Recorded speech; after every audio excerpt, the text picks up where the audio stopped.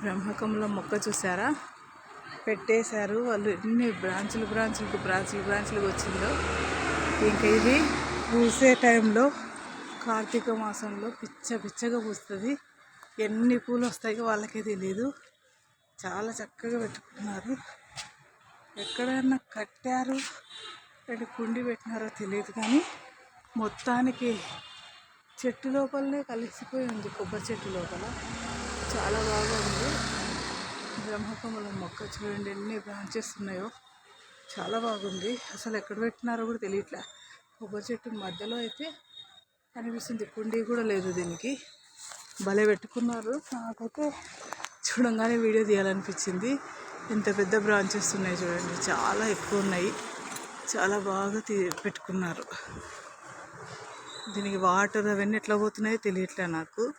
కొబ్బరి చెట్లోకే మొదట్లోకి ఉంది, అది కుండీ ఉందో ఏమో తెలియదు నాకు. చాలా బాగుంది.